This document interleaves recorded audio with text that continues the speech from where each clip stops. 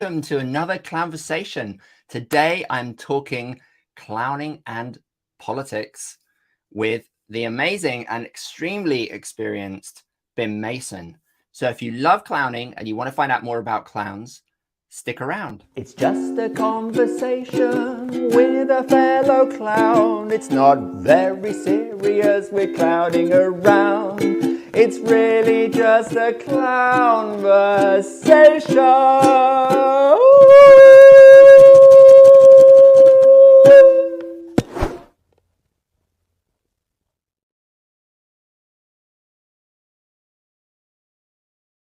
Hello there again. So my name is Barnaby and I am the founder of Clown Spirit, where we take the power of clowning and we use it to bring lightness, joy and connection to your life and the lives of everybody around you.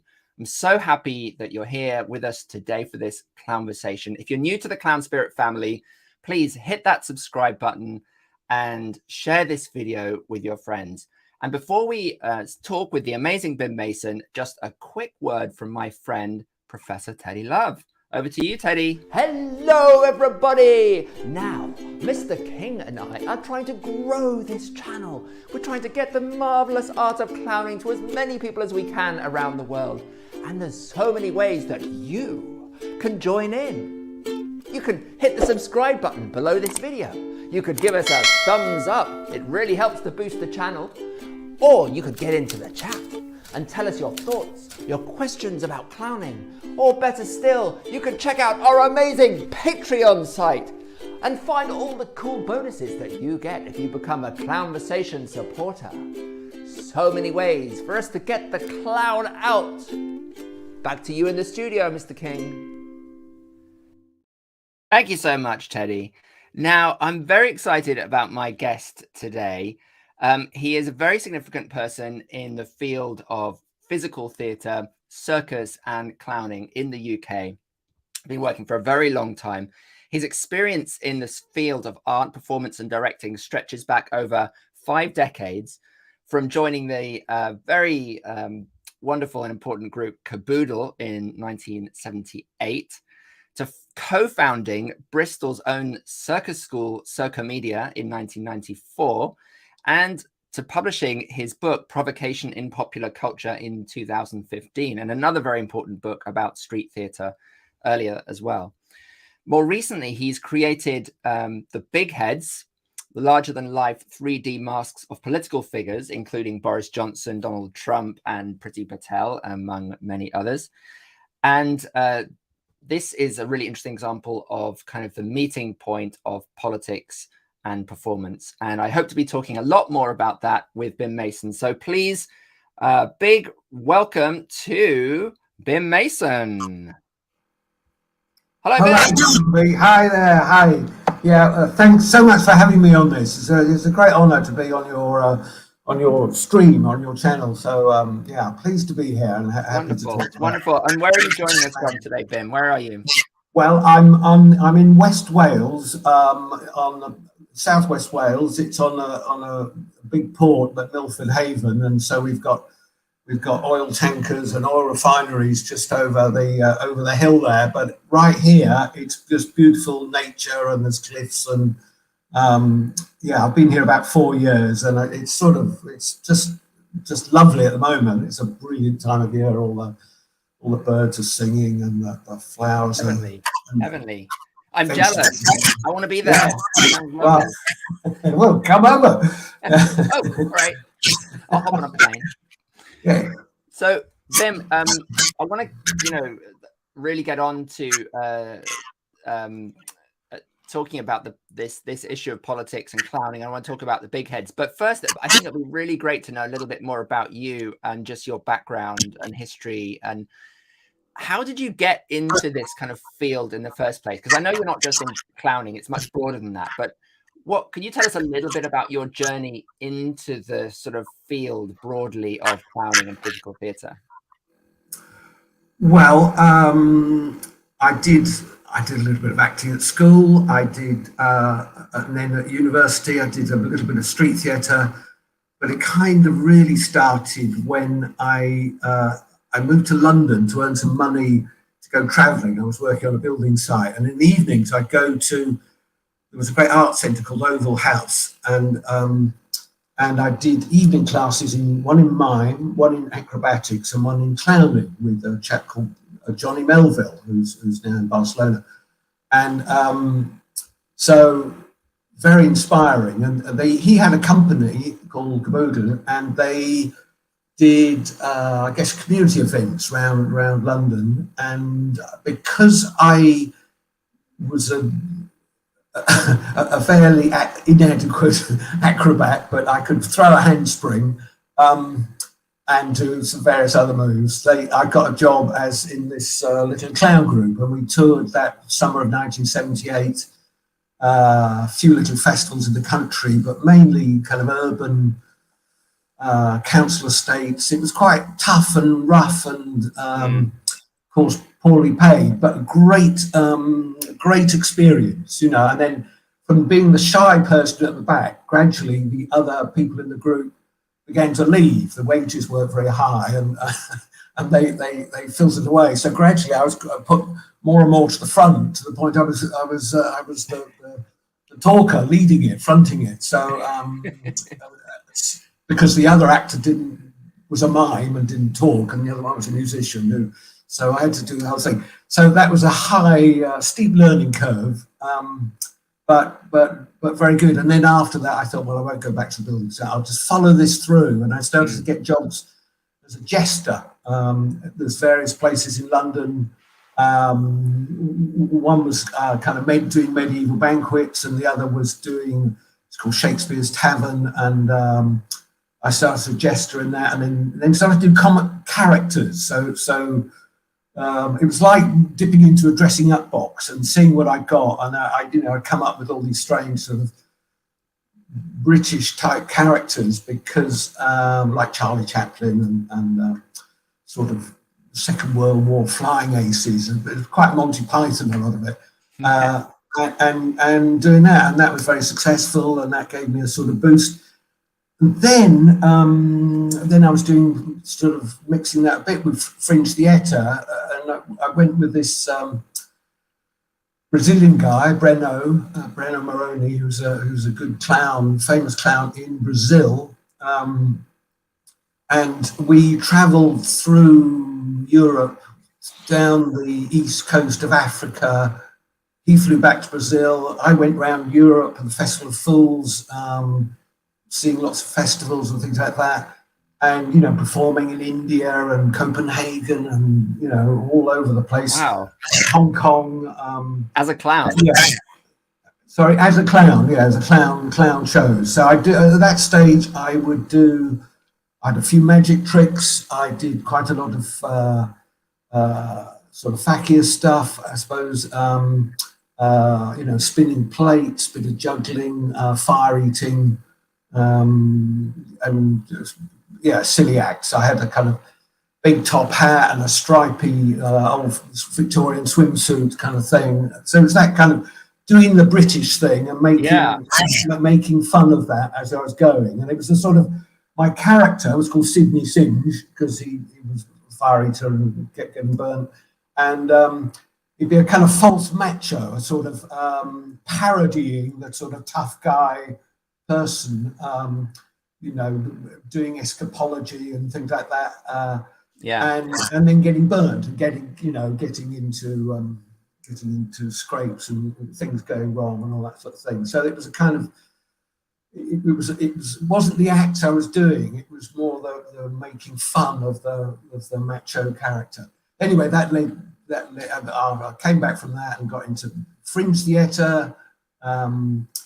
And then had a sort of double life, really, partly doing popular stuff, the clowning, acrobatics, and then the other part of the year doing kind of avant-garde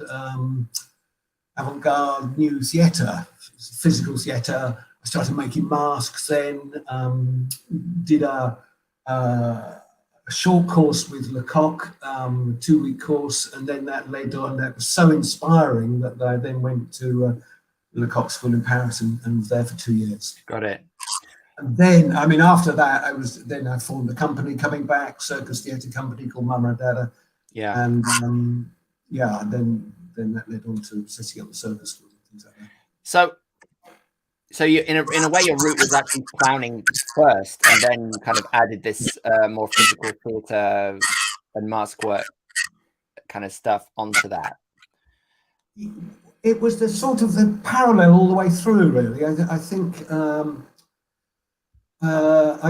even when I was doing the clowning work, the street theatre work, it always had a slight political aspect to it. When we set out travelling, I had this idea of first world theatre. So it's both in the sense of, rather than the third world, I was from the first world, but it would be like the first world theatre, something about crossing boundaries. I was inspired by a book about Peter Brook's travels in Africa called The Conference of the Birds, where they would just go to villages in the middle of nowhere and then tell stories and do dances and do an exchange with whoever they were there. They were in Mali and places like that, and right in the deserts right away. And that's kind of what I wanted to do, is to have that kind of cultural exchange, find ways to connect with people who were very different through performance, and so clown was a way into that. I mean, much like the way Clowns Without Borders do now. Yeah, that's similar, using comic characters to as a means to an end, as it were. It was always a means to an end. Popular work for other purposes, not just for entertainment or just having a laugh. interesting. So I just want to say hello to the people who tuned in and watching live. We've got Catfish there. Hi, Catfish. Tracy, Joanna Bassi. Hi, Joanna. Joanna's a regular. It's nice to have you there, Joanna. I'm going to have you on Conversations at some point, Joanna, soon, I hope. And Lucy. And you just mentioned Johnny Melville as well, who was a guest a few months ago on Conversations. So some nice connections. So I wanted to ask you, Bim, and also just to say to folks at home, please put your questions into the comments there. If you have any questions for Bim. There's Mike. Hi, Mike. So you just mentioned, that it's a means to an end, right? It's not just about entertainment. So what is it about clowning that is particularly apt or appropriate for this kind of political goal of connecting people of different cultures or different social levels? A connector, I think, is something you said. What is it about? Can you make a link for us between the technique of clowning and this kind of broader social purpose? I think that, it's complicated. Obviously, I tend to, there's clowning. I'm sort of into definition. So clowning for me suggests the naive, somebody who doesn't know much. Through ignorance there's a common denominator. So we've all had the experience of being children and feeling stupid and doing things wrong and being laughed at for falling over, etc., etc. So that is the connector in a way, and you can set up. I suppose your connector is status. Status drops, so you can set up high status people and then undermine them, and that is this drop in status, the banana skin, is recognised by everybody. So it's who you make into the high status figure. It can be this kind of macho guy that I used to do, or it could be you know, it could be a well-known politician, so we could put the masks on and be that person. And there's various ways that you can lower their status, you know, either by getting them to do inappropriate things like dancing or falling over or snogging or something like that, things that you wouldn't expect to see them do, that everybody does, human things. Or you make fun of their pretension. You know, you set them up, you show them a bit like, again, this macho Sydney Singe. You show how stupid is their aspiration to be superior to the rest of us. So there's that kind of, in that sense, it connects with jesters and all that history, long history. And you've been, so it sounds like really there's been that thread in your work all the way through from the very beginning, because of this jester work you were doing, this character, this macho character you were playing, right through to the Bigheads, right? There's this same thread of wanting to explore status and power and kind of bring attention to the stupidity, foolishness, corruption of that, like, and kind of undermining that status. Yeah, but I think there's a distinction I'd make between intention, really, that clowns, you know, Lecoq used to say that the difference between clowns and bouffons, for example, is that we laugh at the clown, we laugh down to them, whereas the bouffons laugh at the audience, they laugh upwards to those with power, those privileged, those, you know, and us are, you know, white middle class males, etc. So there's about intention. So clowns could be the thing they have in common is playfulness, play. And so being cheeky can be a thing that a clown can be, but a clown never has the sort of intention to be nasty. If they had any sense that they might offend someone, they completely feel mortified by that. Whereas the kind of political bouffon work, it clearly is an intention, a serious intention to make fun of, rather than making fun with, in a way. So I mean, what's interesting for me about the early accounts of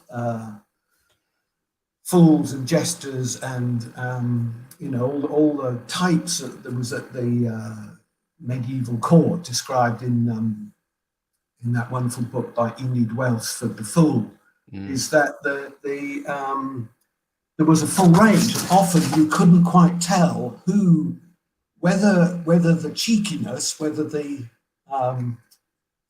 provocation to those in power was emerging out of real stupidity or real naivety, or whether it was intentional. And it seems like some people were quite good at faking being a bit of an idiot in order to get away with more, whereas others, Leo Bassing mentions this thing of, if you appear as a clown, as an entertainer, I'm just an entertainer, I'm just clowning around, I don't mean anything by that. If the authorities then come down heavy-handed and then start sort of, arresting you or sending the police in or whatever, they look bad. There's a sort of kickback on them, so you can use the clown persona, the naive, the simple entertainer, as a mask to hide your real intentions, and it's a clever tactic, a clever strategy. Yeah, this reminds me of Freud's concept of the joking envelope. He talks about in his book on jokes and on the consciousness. The joking envelope, like the joke is this is this kind of envelope that contains a message inside, but it's kind of concealed within the joke. It's kind of hidden or masked, as you said. Interesting. I've not heard of that. Who's that? Who's that? Freud. Freud. Okay, Freud. Mm. Yeah.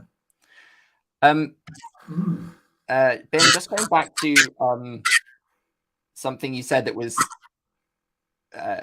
very interesting.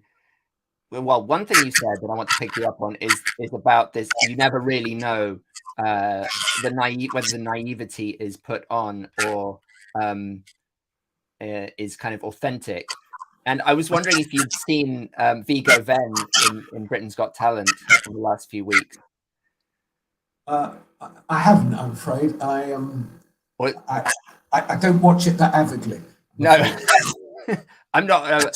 I've hardly ever watched it. But Vigo is coming on to Conversations next week, and I had booked him into do a conversation with him several months ago. He's a wonderful clown comic performer, and then he suddenly got super successful in Britain's Got Talent and is in the final on this Sunday. Oh, great! So if you get a chance, check it out, because you can see it on YouTube. And what he does is a beautiful example of what you just said. Really, he is such a naive idiot on stage, and it's quite delightful. And he absolutely manipulates the audience and the judges so cleverly and subtly, to the point I think that a lot of them really think that he's an idiot.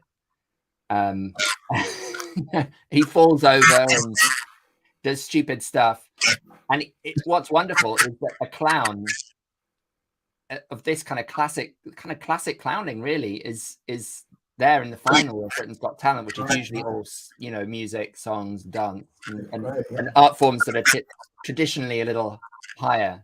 Clowning is the bottom of the pile, really. So it's really exciting that he's doing so well in that show. Yeah, no, I'll look out for that. That sounds great. Yeah. Anyway, so back to my other question.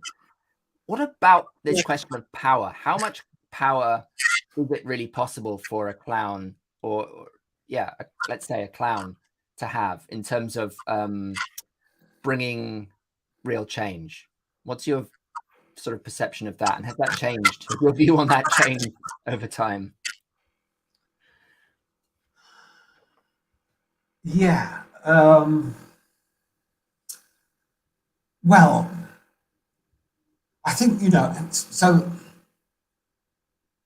so activism, let's say, it's an interesting word. So, what does it mean? What does it, I've been called a sort of mask activist, a clown activist, and I go, well, am I? I mean, what is that? It's hard to, I'm sure there are instances, you probably know better than I do, where there have been moments where there's been a shift, an actual shift, because of what a clown has done. And just referring back to Leo Bassi again, he mentioned that he took an active part in a crucial Spanish election. This is 15, 20 years ago, and he did affect the election, and by making fun or exposing the kind of hypocrisy and lies of the Conservative Party in Spain. So there may be moments like that, but I think it's this kind of drip of what a clown can do by making fun of particular targets, and they then affect the culture. They affect. So for example, I made this Boris Johnson mask, for example, and was doing, and that came out of the Brexit vote, which I was sort of incensed about. And I didn't, I just made this mask and wanted to do things with it, having no real idea of where it was going, what I was going to do. And then gradually the narrative around Boris Johnson changes as it gradually becomes apparent the kind of person he is. And but when I was first going out with that mask, then you'd get a lot of Johnson supporters who go, "Oh, well, let's have a photo with him," you know, and you know, they wanted selfies with him, but it didn't matter that it wasn't the real one, and I could quietly talk to them while they were doing the selfie because I'm going, "Oh, you're a supporter of me. You actually fell for it, did you? You kind of, you know." So I'd have a little quiet word. While, you know, being very inappropriate with them in a Boris Johnson sort of way, and clowning around and things like that. And it just by, I mean, it was easy. There was this match of the Boris Johnson's fall from grace matched my trajectory doing that mask, so it was an easy one to do. But there are other, you know, lots of other masks we've done where you constantly make fun of them, and you just put these images out there and get them seen by as many different people. I think that's important, not just within the same, you know, the usual, you know, playing to your own crowd sort of thing. Get it seen, and it gradually affects the way people are seen. So people will go, "Oh yeah, he is a ridiculous figure. He is, you know, you can see that he's pompous. He's this, that, and the other. He's just so, you know, I could you know, make more of the party just doing a drunk act basically with the Boris Johnson mask, and people, it would register, and people would really, they'd enjoy it because they could see there was a truth in it. It was exaggeration, of course. It's a mask. It's, you know, it's exaggeration, but they could see yes, that character is laying themselves open to be ridiculous. You're finding their weak points, their Achilles heel, their kind of the place, the things that can easily be made fun of, and highlighting that and pointing that up. And I think that is a that really, yeah, it helps to get that out. So. For example, we're going to the Glastonbury Festival shortly in a few weeks, and there is quite a mix of people actually, from different political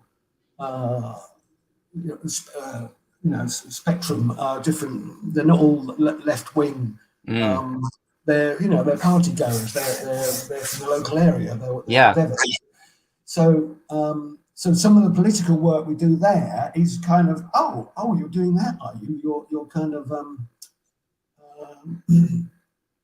they're being exposed to images that they maybe feel a little bit uncomfortable with, but you're doing it in a comic light way, and then sort of showing what is ridiculous about some of these figures, or reversing it. One of the other ones we do is the climate criminals, and we have Trump as part of that, but there's Rupert Murdoch and there's Bolsonaro and Bola, various other about six world politicians, and we have them in chains as if they're being arrested. They're climate criminals, they've got their names around their neck, and they're being dragged off by the police to go to jail.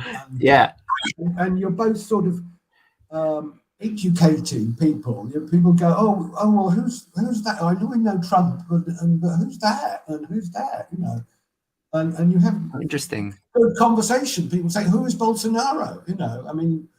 And do people, are you having that conversation from within the mask, or are you on the outside having that conversation with people as they're watching? The format with that one is the security. They've got security guards who are the sort of police who are dragging them off, and they can talk. the mask people would just gesture because the masks Yeah. are not speakable. Although I've started to talk now in the mask, and that somehow that seems to work. People think that's okay. I don't know. It breaks all the rules of mask work, but anyway. I suppose there's many ways that I'm thinking about this thing of like clown and bouffon and where the big heads fits, because on one level you're making fun of and reducing, and there's only an intention to ridicule, not to connect with or sympathize. You don't want the character to be sympathized with. But is there potential for the big head to be clowned in a way, or for it to feel like a connection of humanity with any of these characters, or is it pure ridicule and bouffon? Well, there's always status switches. So for example, the local British politicians that we do, they have placards, use the usual format, which say things promoting an exaggeration of what their ideology is. So they say, well, trying to think of examples, but they exaggerate on immigration. They exaggerate on attitudes to the poor or whatever, underprivileged. Or they exaggerate on that. So, and they do it as a counter protest. So you go to an event where they wouldn't really be, and that you're doing so that you're putting them in a minority position. You're having them as protesters rather than as on high. So that kind of switch going on. But you asked me. That wasn't the answer to your question. You asked me what did you? Yeah, I guess maybe it wasn't a very clear question, but I guess I'm thinking about, for example, Boris Johnson now is kind of already discredited, rather. So it almost feels like if you took him out, it could be quite clowny, because he hasn't got much status left to reduce. So exactly, yeah. It's not. I agree totally. You could. You might almost, we're not intending to, but we could bring him out as a sort of greatest hits sort of. You almost feel sorry for him. He'd be like, I'm a reformed. It could be a reformed Boris Johnson who's like truly seen the error of his ways, and he's like going around helping people.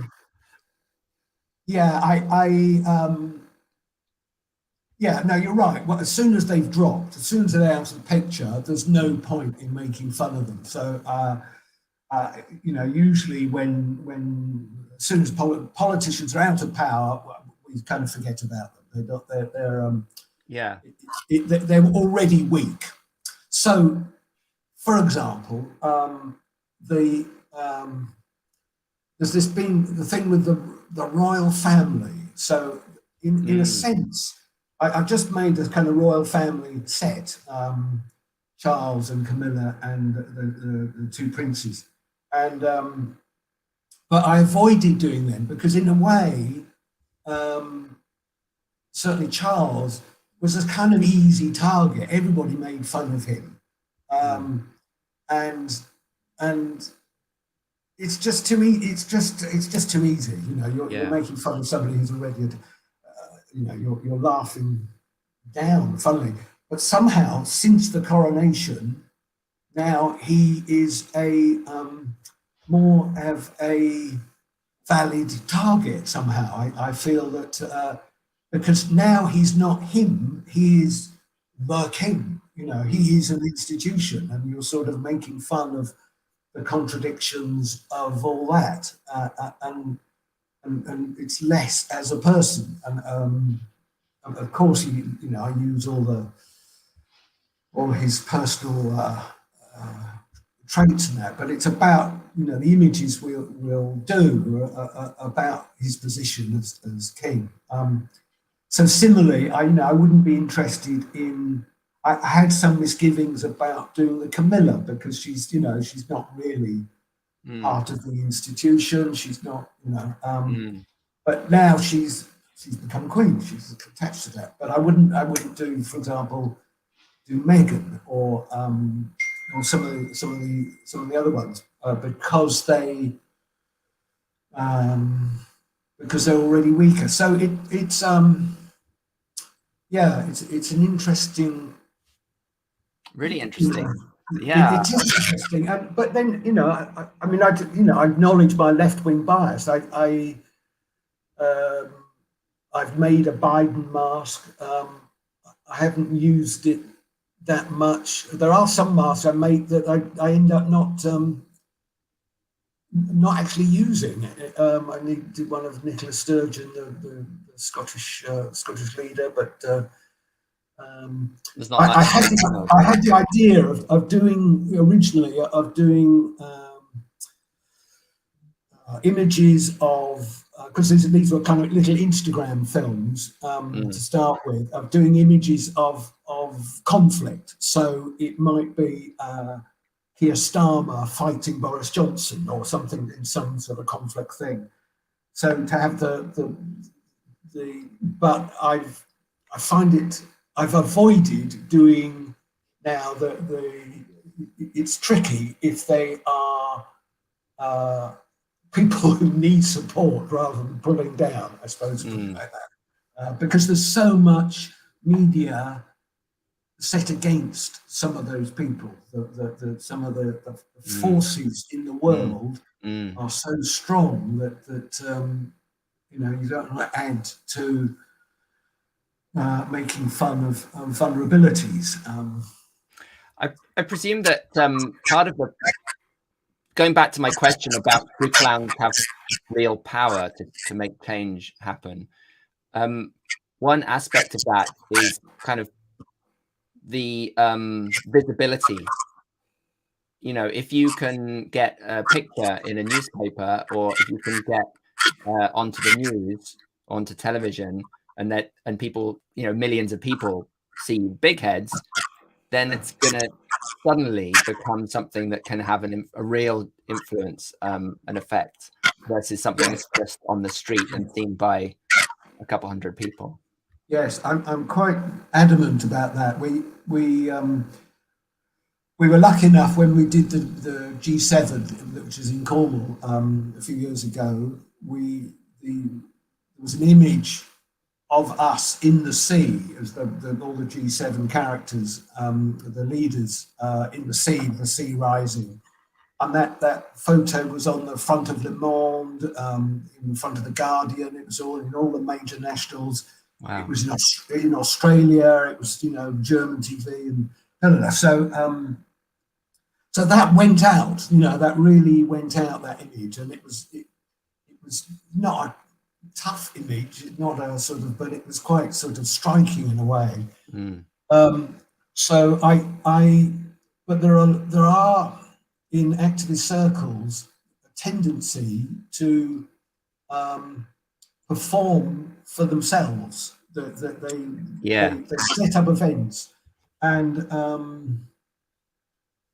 mean it's people should do what they want to do, but I feel that that's less effective than doing things where either it will be seen by loads of people, or it's seen by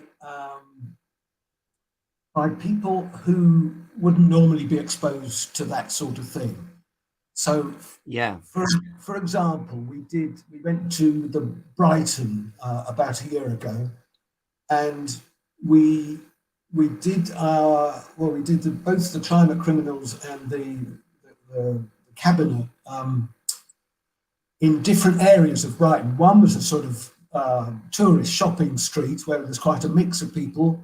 The second place was the sort of festival hub, which was all kind of left-wing cultural types seeing stand-up comedy. And the third place was on the front, where there's just tourists and those are tourists from London, just working class people having a drink, getting drunk. kids and all that sort of thing. And in a way, we've got lots of support in the Fringe Festival, Fringe area, but on the front, it was much more interesting because people were being exposed to, they'd never seen anything like it before. They'd never seen street theatre, they hadn't seen people in masks, they didn't know who some of the people were. Some of the people were scared, or they were frightened, they were mystified, they were, and you've got a massive response. So a lot of we climbed up and people started to shout at the Tories and shout obscenities, and there was something really happening. It wasn't, oh, that's culture, that's quite amusing. This is like people are angry, and it was actually stimulated a response. And I think that's all, through a lot of my provocative work, that's always been my thing: stimulate a response, actually try and get people worked up, to try and it's not to make people hateful or to do bad things, but to not just accept, and actually to try and express their indignation, because they do feel indignant. That's amazing. Indignant about. So I'm quite keen, rather than going to some of these outings, these events that are organised, it might be better to go to a football crowd that's coming out of the stadium, and actually do it there, and go and just have this mix. And it would be tough and rough, and but it would get a response. and for me, that's theatre, that's performance. It's an interaction. There's something going on. When I used to make these huge big heads with enormous tongues that came out, rotating eyes, and the whole point of that was to get people going, to go to them and lick them with these massive tongues, or to sort of scare them and get people running away. And provocation, right? Provocation, and in a way that had no content to it, but the content was, don't be passive. Don't just watch theatre, watch clowning as a sort of, get involved, and if you don't get involved, we'll get involved with you. That sort of attitude. I want to ask you about the book, because this leads directly into the book, I think. Provocation in popular culture, and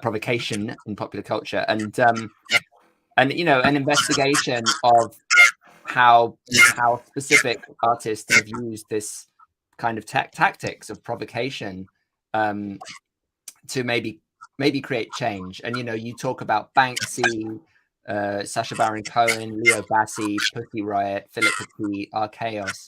There's some great examples. I mean, Archaeos back in the 70s doing this kind of very edgy kind of punk circus stuff, which had a very social, political theme. And everything now in the circus, to me anyway, seems to have become a little bit pretty, and Cirque du Soleil, it's all very nice and beautiful and aesthetic, and even Giffords, which I absolutely adore Giffords, but it's like it's this very pristine sort of aesthetic. Where is this rawness of Archaeos happening now? I mean, I suppose Sacha Baron Cohen is kind of raw. Maybe he's a good example. He's very controversial. You love him or you hate him. What he's doing. What do you think? Who is doing? I totally agree. I think Circus has got a bit of an issue at the moment about this kind of blandness and kind of it doesn't really know what it's for. I don't know. It's lost its sense of purpose. You think of Circus Oz as well. They were very radical. Everybody in Circus in the 80s was radical. It's political. Yeah. They go out and support various causes. And you'd think Circus, as a sort of slightly marginal or historically marginal entity, would be active. But I think that what's changed is well, two things which are interrelated. One is the sort of violent or sub-violent diatribes by certain well, the Republicans, certain aspects of the Republican Party in America, but also people in Britain and around Europe. You know, there's a certain threat in that, and a certain, you know, there's a sub-violent. But at the same time, this thing that young people have about a huge worry about causing offence. Yeah. And that is so, you know, in the 80s, in the punk days, of course you didn't worry about causing offence. You go, well, that's their problem. But now, and it's something to do with social media, and it's a bit beyond me to disentangle what's going on there. But people are very afraid. So it's like I found it harder to teach gradually. Young people became more and more. It was like treading on eggshells slightly, and I couldn't. You wouldn't know in what way you might offend people, or you might be accused of getting them to offend each other by, and it kind of the freedom of a clown or a bouffon was being subverted itself. So it was reduced. People didn't feel free at all. They felt very constricted by what people might think of them, and I think that's something to do with the social media. But so it's and I do think that's somehow set against the kind of the violence in the world, and the sense, not also the sense of doom and gloom, really. You know, that there are very serious things going on, and that we've got to stick together somehow. And we've got, you know, I don't know what's going on there, but it's definitely it's changed so much.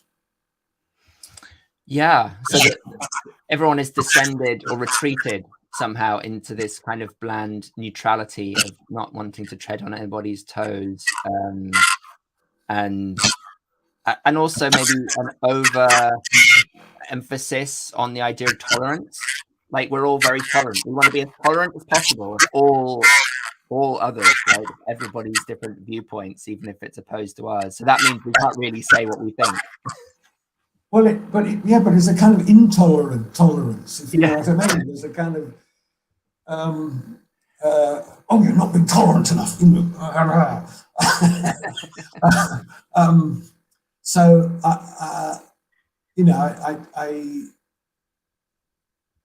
there's much being made at the moment about cancel culture in the UK, and I'm sure in other places as well. And that is a but it is interesting, all that stuff going on. But it's to the point where work doesn't want to make any kind of statement. It used to be that you don't make work unless you've got something to say. Was something that and it feels like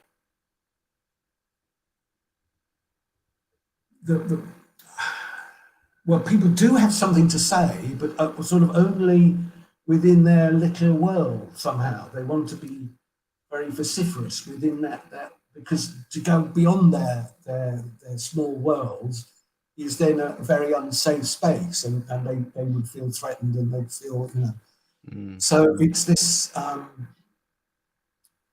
but bubbles. In the book I talked a lot about bubbles, and this increasingly these bubbles that we exist in are just getting smaller and smaller. So it's very, it's hard to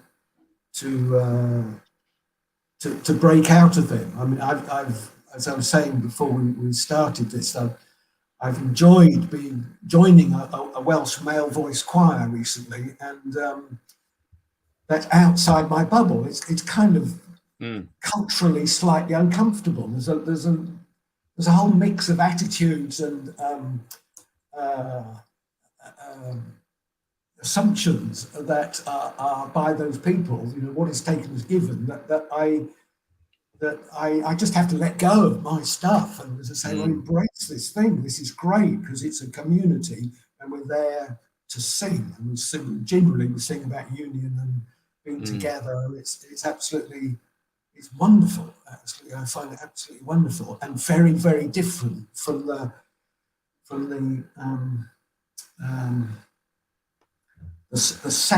small cells that we were creating in other parts of culture.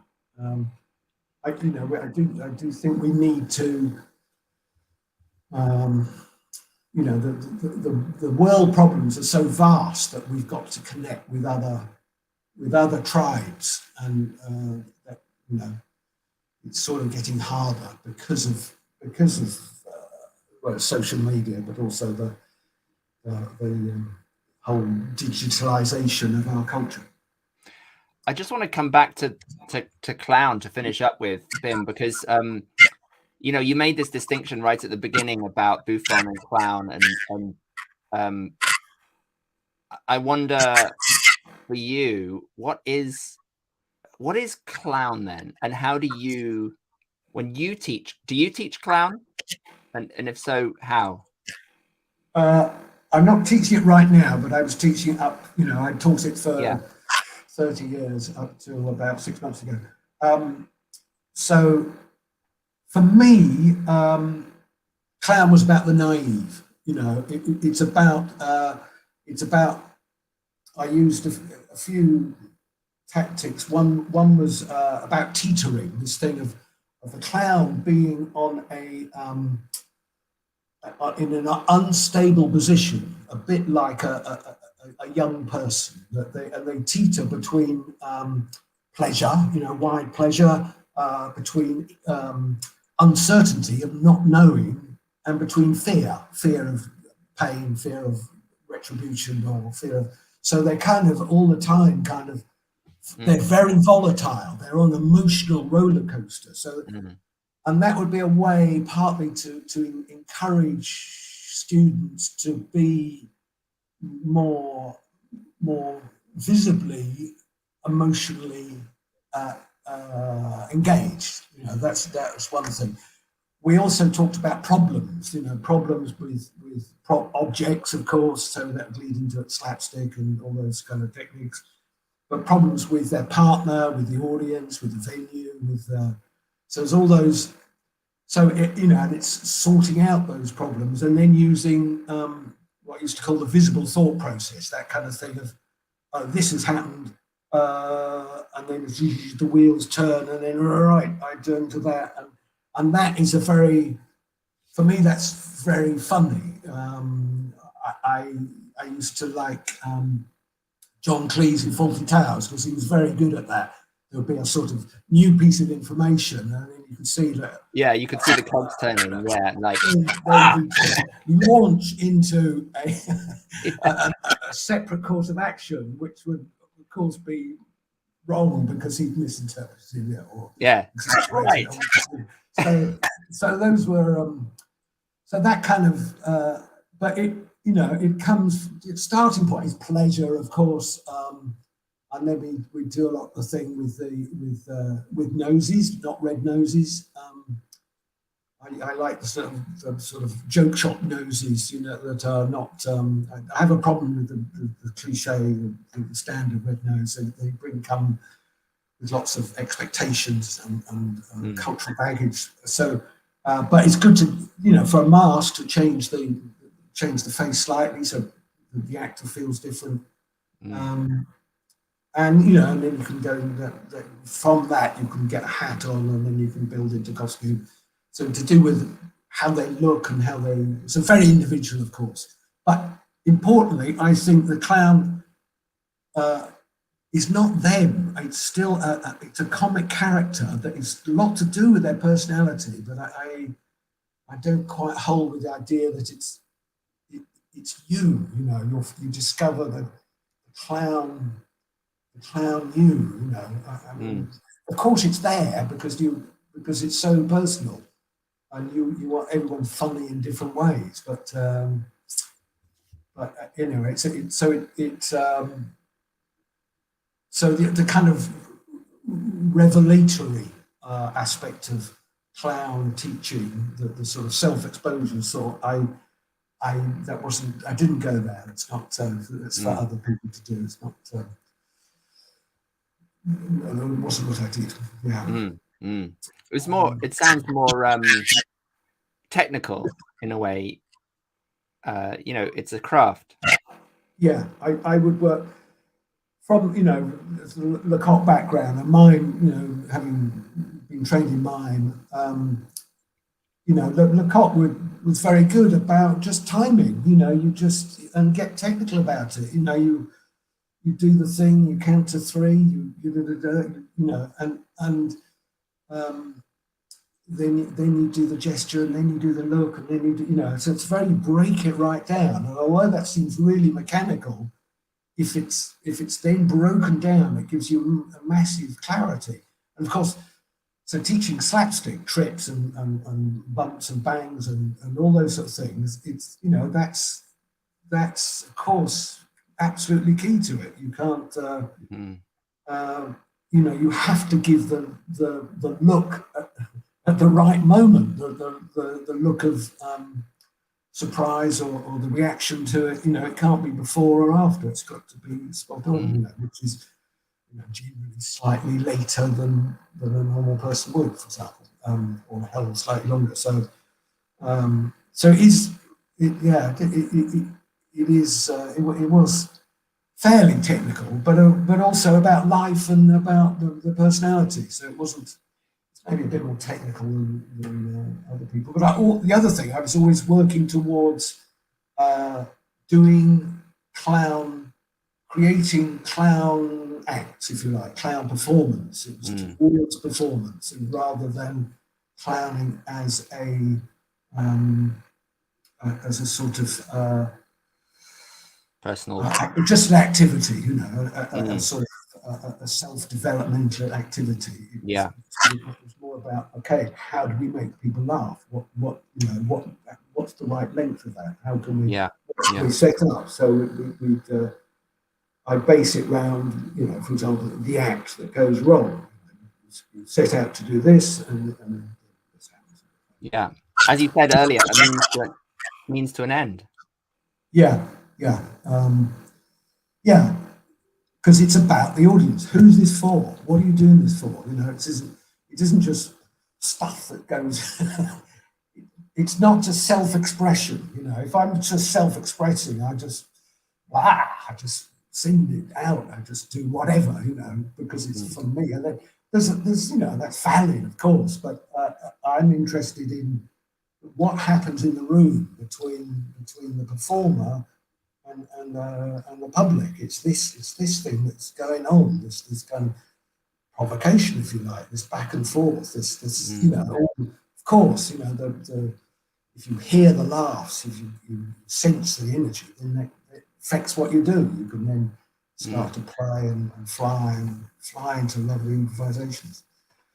Well, that feels like a wonderful moment to finish on, that image of flying, right? I love that. Yeah, if only.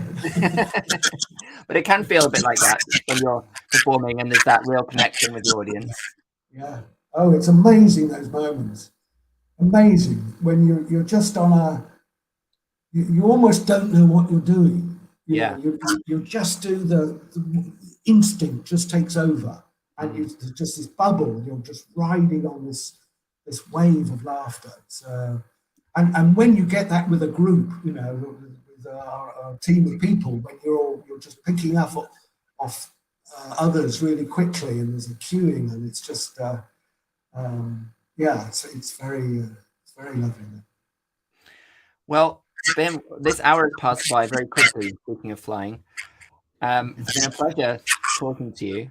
I really enjoyed this in-depth conversation about politics and performance. So, and just very grateful to you for coming on. Thank you so much. Well, I hope that's been as interesting to some people somewhere. As it is to us. But anyway, we've had a nice time. Yeah, that's good. Okay. So all the others out there, hello. Yeah. Bye. In fact, Goodbye. Yes. Well, thank you so much, and I do hope we'll have you back on one day to talk more about what you're doing, and good luck in Glastonbury. All right. Cheers. Great. Bye for now. Bye. All right. Well, thank you so much, Bim, for a wonderful conversation, and thank you all for joining me yet again for another conversation. Just a quick reminder, you can check out this Patreon site if you want to support the work that Clown Spirit is doing, bringing you these conversations every single week for free. You know, what we're trying to do here is unleash clowning, change the way that people relate to clowning, the way that people understand clowning in the world at large. So if you want to support that, please jump in and become a Clownversation supporter. With that, I want to say thank you so much for coming. Next week, I'll be talking to Viggo Venn, as I mentioned. He is in the final of Britain's Got Talent. The timing couldn't be much better. This Sunday, he's in the final. And he's told me already, if he wins, he might not be able to do the Clownversation next Friday, because you know what? His life is going to go a little bit crazy and he'll be on television all the time and jetting around the world. I don't know what. So part of me hopes he doesn't win. So we have the Clownversation. But how cool would that be if a clown won Britain's Got Talent? It would be very awesome. So I'd really, really wish him best. And I hope also that even if he does win, he can come on next week and chat with us. So thank you so much for joining again. I hope to see you again next week for another Clownversation. Bye for now.